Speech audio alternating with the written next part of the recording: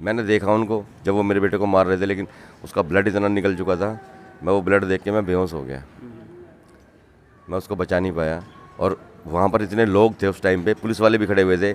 बाद में मुझे पता चला है कि वहाँ पर पुलिस भी आई है, पीसीआर भी आई है। किसी ने कॉल किया था 112 नंबर पे, तो वहाँ पर पीसीआर भी आ गई थी, पुलिस वाले भी आ गए थे, लेकिन वो मेरे बेटे को नहीं लेके गए। 26 तारीख को शादी थी उसकी, और 24 तारीख की शाम को करीब तकरीबन 6:30 के आसपास ये काम हो गया। शादी का आपने पूरा तैयारी कर रखा हो? हाँ जी, हाँ जी, हाँ जी। वो खुद शॉपिंग कर रहा था अपने लिए, अपनी वाइफ के लिए। वो खुद ही शॉपिंग कर रहा था। वही वहाँ पर पीसीआर खड़ी हुई है, वहाँ पर 2 पुलिस वाले भी हैं जो मतलब बाइक पे उस टाइम पे आए थे, और वो डंडा मार के मेरे बेटे को देख रहे हैं कि जिंदा है कि मर गया। दिल्ली कैंट में मौजूद है, देश की राजधानी दिल्ली है, और देश की राजधानी दिल्ली में जिस तरीके से लगातार क्राइम देखने को मिल रहा है, ऐसा लग रहा है कि देश की राजधानी दिल्ली अब क्राइम की राजधानी बन गई है। जी हाँ, कहा जाता है दिल्ली को कि दिल्ली दिल वालों का शहर है, लेकिन मुझे लगता है कि दिल्ली दिल वालों का शहर अब नहीं रहा। अगर दिल्ली दिल वालों का शहर होता तो यहाँ पर सड़े आम चाकू से गोद करके हत्या किसी युवक का नहीं कर दिया जाता। और लगातार इस तरीके से घटना देखी जा रही है। डबल इंजन की सरकार है यहाँ पर, केजरीवाल की सरकार और केंद्र की सरकार, और इसके बाद भी यहाँ पर लॉ एंड ऑर्डर कहीं ना कहीं फेल नज़र आ रही है। तो यकीन मानिए कि दिल्ली में अगर कोई व्यक्ति सुरक्षित नहीं है तो देश के किसी भी कोने में सुरक्षित नहीं है। हमारे साथ आप देख रहे हैं, ये पिता हैं आशीष के, और आशीष इस दुनिया में नहीं है। उनकी शादी 26 तारीख को होने वाली थी, 26 जून को, और 24 जून के ही दिन 24 जून को ही इनके बच्चे को ले जा कर के 2-3 लोगों ने हत्या कर दी। सड़े आम लोग तमाशा देख रहे थे। इसीलिए मैं बता रहा हूँ कि दिल्ली दिल वालों का शहर नहीं है, यहाँ नफ़रत वालों का शहर है। ज़्यादा डिटेल में ये बताएंगे। क्या कहेंगे अपने लड़के के बारे में? उस वक्त पे मैं और मेरे बेटा ऐसे ही बैठे थे जैसे मैं और आप बैठे हुए हैं। वो सामने वो लड़के खड़े हुए थे, 3 लड़के। उन्होंने बुलाया मेरे बेटे को, तो मुझे थोड़ा शक हुआ। मैं उनके पीछे पीछे चला गया, लेकिन वो मेरा बेटा स्कूटी पे था।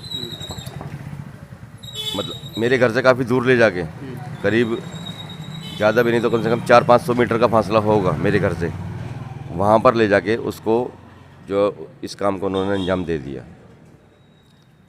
मैंने देखा उनको जब वो मेरे बेटे को मार रहे थे, लेकिन उसका ब्लड इतना निकल चुका था, मैं वो ब्लड देख के मैं बेहोश हो गया। मैं उसको बचा नहीं पाया। और वहाँ पर इतने लोग थे उस टाइम पे, पुलिस वाले भी खड़े हुए थे। बाद में मुझे पता चला है कि वहाँ पर पुलिस भी आई है, पीसीआर भी आई है। किसी ने कॉल किया था 112 नंबर पे, तो वहाँ पर पीसीआर भी आ गई थी, पुलिस वाले भी आ गए थे, लेकिन वो मेरे बेटे को नहीं लेके गए। पिता है और उस लड़के का शादी होने वाला था। ये घटना के बारे में मैं थोड़ा सा बता देता हूँ आपको। ये 24 जून की घटना है। 24 तारीख को इनका लड़का यहाँ पर मौजूद था, और उसी को लेने के लिए 3 लड़के लेकर बहाने से ले जाने के लिए तैयार हुआ। उसके बाद वो लेके गया, इनको कोई शक हुआ तो ये पीछे पीछे गए। पीछे जाने के बाद वहाँ पर देखते हैं कि लड़के को जो है वह मार दिया गया है। हाँ जी, इस तरीके से आप घटना देखे, और देखने के बाद वहाँ पर बेहोश हो गए आप? मैं बेहोश हो गया था। आप कह रहे हैं कि वहाँ पर पीसीआर खड़ी थी? हाँ, पीसीआर खड़ी थी वहाँ पे, पुलिस थी वहाँ पर? हाँ, जो मेरी पहचान के लोग हैं उन्होंने पुलिस वालों को पहचाना भी है, उनके नाम भी बताया मुझे। और वहाँ पर एक पीसीआर भी खड़ी हुई थी, लेकिन वो अगर चाहते तो पीसीआर में उसको डाल के लेके जा सकते थे। जो उन्होंने 30-35 मिनट जो ख़राब किए ना, जो मुझे तो लॉस हो ही गया। लेकिन वो अगर ऐसा सोचते कि इसको भाई पीसीआर में डाल के ले जाएं, तो वो लेके जा सकते थे उसको। पीसीआर वहाँ पर खड़ी थी, बता रहे हैं जिस समय घटना हुआ वहाँ पे पुलिस थी। और मैं आप सीसीटीवी एक वीडियो है जो वायरल हो रहा है, इस लड़के के किस तरीके से हत्या किया जा रहा है चाकू से गोद करके। कितना बार वार किया गया था? तकरीबन 35 बार। 35 बार? हाँ जी। एक ही चाकू से लगातार 35 बार इनके बच्चे आशीष के ऊपर लगातार शरीर के ऊपर गोदने का काम किया गया। इसके बाद जो है वहाँ पर गिरा हुआ था। पुलिस वाले को आप वीडियो में देख रहे होंगे कि किस तरीके से लाठी से इस तरीके से इधर उधर करके देख रहे थे, चेक कर रहे थे, मरा है कि जिंदा है, हाँ यही जी, ना? हाँ जी, हाँ बिल्कुल बिल्कुल। अगर वो उस समय बर्बाद ना करके अगर हॉस्पिटल ले जाते तो शायद वो बच्चा जो है वह भी जिंदा होता। और इस तरीके के दिल्ली में लगातार घटना हो रही है, चाहे आर के पुरम वाली जो घटना है, 2 बहनों को किस तरीके से हत्या कर दी गई थी, चाहे वो घटना हो, बगल में थाना था। उसके बाद जो साक्षी प्रकरण है जो बहुत पॉपुलर है, उसमें भी दिन दहाड़े मार दिया गया। और सबसे बड़ी बात यह है कि पुलिस तो कार्रवाई नहीं की, लेकिन आम आदमी वहाँ पर, आप वीडियो में देखेंगे कि लोग आ रहे हैं, जा रहे हैं, ठीक है, उनके सामने इस तरीके के दर्दनाक घटना हो रही है और उसको बचाने का कोई प्रयास नहीं कर रहा है। उससे क्या कहेंगे, ऐसे लोगों से क्या कहेंगे? साक्षी प्रकरण में भी यही देखने को मिला था। मैं क्या बोलूँ सर इस बारे में। हो सकता है कि उनका ज़मीर मर गया हो, जो किसी दूसरे के बच्चे को मरते हुए वो देख रहे हैं, उसकी वीडियो बना रहे हैं। अगर वो चाहते तो मेरे बच्चे से एक फ़ोन भी करवा सकते थे, क्योंकि वो जिस वक्त मेरे बच्चे को मार कर वो गए हैं ना, तो मैं तो होश में नहीं था उस टाइम पे। बताने वाले बताते हैं कि उसकी पूरी जेब तलाश की गई है, उसकी जेब में से फ़ोन निकला है, वो फ़ोन भी तोड़ा उन्होंने। कौन तोड़ा?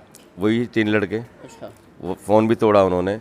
और अगर वो चाहते तो एक फ़ोन तो करवा ही सकते थे। जो लोग वहाँ पर पिक्चर बना रहे हैं, उसकी फ़ोटो खींच रहे हैं, वो चाहते तो एक फ़ोन करवा सकते थे, लेकिन उन्होंने फ़ोन भी कराने का उन्होंने प्रयास नहीं किया। अभी तीनों पकड़ा गया हुआ है और जेल में है। हाँ जी, हाँ जी। शादी होने वाली थी। 26 तारीख को शादी थी उसकी, और 24 तारीख की शाम को करीब तकरीबन 6:30 के आसपास ये काम हो गया। शादी का आपने पूरा तैयारी कर रखा हो? हाँ जी, हाँ जी, हाँ जी। वो खुद शॉपिंग कर रहा था अपने लिए, अपनी वाइफ के लिए, वो खुद ही शॉपिंग कर रहा था। और उसका मनाली जाने का भी प्रोग्राम था। मेरी बेटी दामाद आए हुए हैं घर पे, तो वो बोलता था कि पापा मैं दीदी को लेके जाऊंगा, मैं जीजू को लेके जाऊंगा, मनाली में अकेला नहीं जाऊंगा अपनी वाइफ को लेके।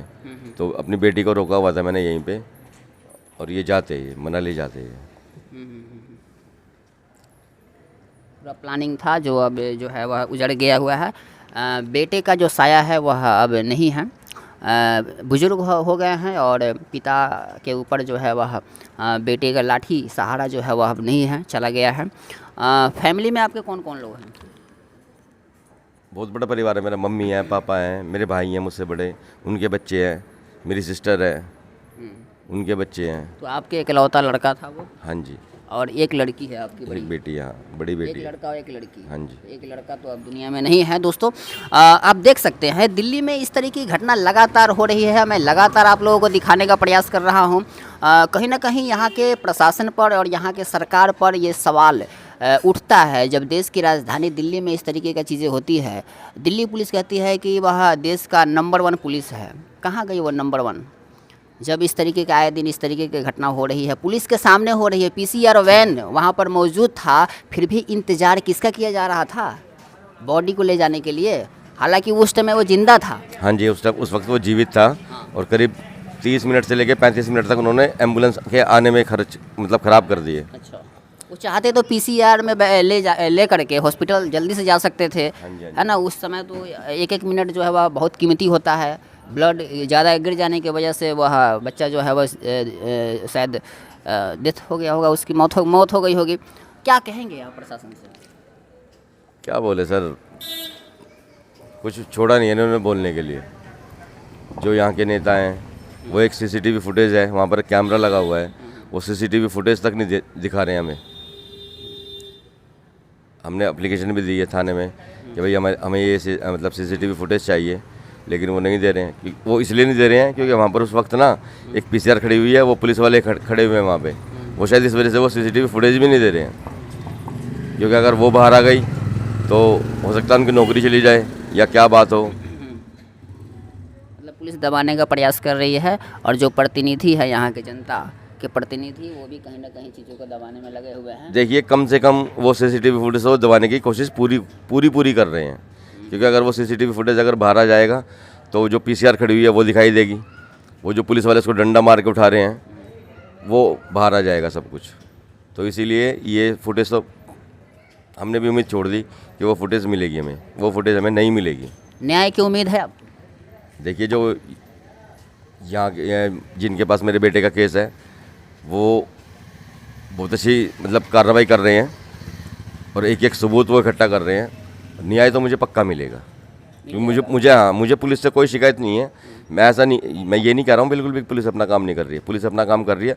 और पुलिस अपना अगर काम कर रही होती तो पीसीआर वहाँ पर था, इसके बाद भी उस क्या चीज़ का इंतजार किया जा रहा था? बस यही बात बचाने का प्रयास क्यों नहीं किया गया? बस यही बात मेरी समझ में अगर नहीं पुलिस सही समय पर अगर काम करती तो क्या ये घटना होता? ये और घटना दिल्ली में इस तरीके के आए दिन लगातार देखा जा रहा है, तो क्या अगर दिल्ली पुलिस इस तरीके से जागरूक होती, लोग जागरूक होते, तो क्या गली गली में इस तरीके से घटना होती? देखिए, उस टाइम पे जो पुलिस की लापरवाही है वो सामने आ रही है, सभी के सामने आ रखी है कि हाँ भाई वहाँ पर पीसीआर खड़ी हुई है। वहाँ पर 2 पुलिस वाले भी हैं जो मतलब बाइक पे उस टाइम पे आए थे और वो डंडा मार के मेरे बेटे को देख रहे हैं कि जिंदा है कि मर गया। लेकिन उसके बाद जो पुलिस अपना काम कर रही है वो बहुत अच्छी तरीके से कर रही है। मुझे पुलिस से कोई शिकायत नहीं है। उस टाइम पे जो मेरे बेटे को अगर चाहते वो बचा सकते थे, मेरे बेटे को लेके जा सकते थे। लेकिन उसके बाद अगर मान लेते हैं आपका लड़का अभी जीवित नहीं है, जब उनको बचाया जा सकता था उस समय पुलिस काम नहीं की, तो अब क्या कर लेगी? कम से कम मुझे इंसाफ तो दिलवाएगी सर। मेरे बेटे को तो इंसाफ दिलवाएगी वो, और वो पक्का दिलवाएगी। जिस तरीके से वो काम कर रहे हैं वो इंसाफ उसको मिलेगा और ज़रूर मिलेगा। इनको इंसाफ की उम्मीद है पुलिस से, लेकिन मैं तो दिल्ली में बार बार जगह जगह जा कर के जिस तरीके से रिपोर्टिंग कर रहा हूं और आप लोगों को घटना के बारे में रूबरू करा रहा हूं, कहीं ना कहीं हमें लगता है कि पुलिस अगर सही समय पर कार्रवाई की होती और पुलिस से अपराधियों के बीच में खौफ नहीं है, अपराधियों के बीच अगर खौफ होती तो आए दिन इस तरीके की घटना नहीं होती।